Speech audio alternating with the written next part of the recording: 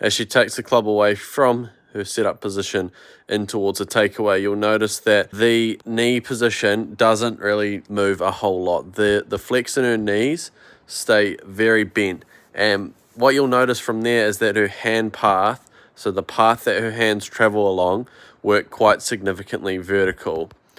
So we'll bring it up to the top of the backswing, and you'll see that at the top of her swing, she's got a decent amount of depth, but definitely on the more vertical side of hand depth. So even if we look at the top of the position here with her knee flex, you'll notice that she's still retained a lot of that motion there. And if you're trying to rotate that right hip pocket around yourself, so this right pocket, and you're trying to get it further behind you, so further in that direction and turning the corner, then if you retain this knee flex, it's going to be very difficult for you to be able to open up your hips towards this camera. But obviously Charley does a good job of managing how she's able to get this hand path to still work in a fashion that she wants it to. If you see most amateur golfers, if they got this club into this position with this hip position, they're going to open up their hips way too early, and that club shaft in the hands are going to work too far out towards the right and then cut across it quite significantly. But you'll see that when we bring this club into the downswing, or Charley into the downswing, that the club still stays on a pretty shallow plane.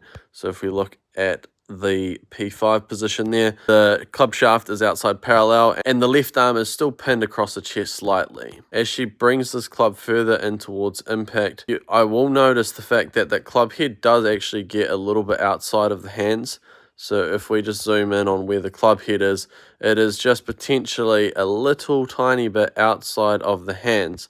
So we draw a circle around that. You see the edge of that club head is not quite within the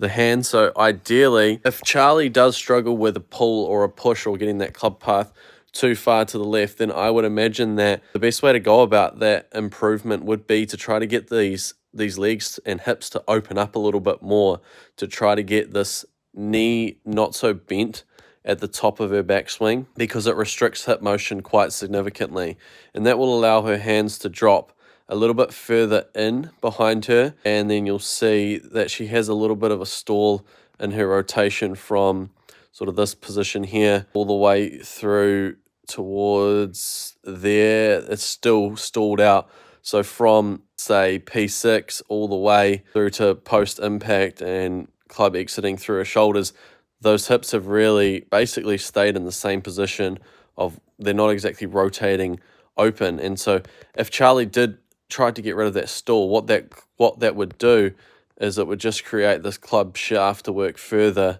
out, and that club path will exit further left after impact, so it wouldn't exactly be the best option. But I really do think that if this is something that Charley struggles with the pulls and too much of a left to right curve, then adding in some more hip rotation by getting rid of that knee flex and straightening that right leg, I think would definitely help her. I have seen some videos on her Instagram where she has been doing some drills, and it does look like she tries to get this club into a little bit of a deeper arm structure here, so that you can actually work the club more from the inside and not get this club to work too far out to the left and get that club path too far to the left. But those are the things that I could pick out in Charley's swing that could potentially be something to work on. But still, overall, a very nice swing, and she's obviously an extremely good golfer, and I wish her all the best in her career.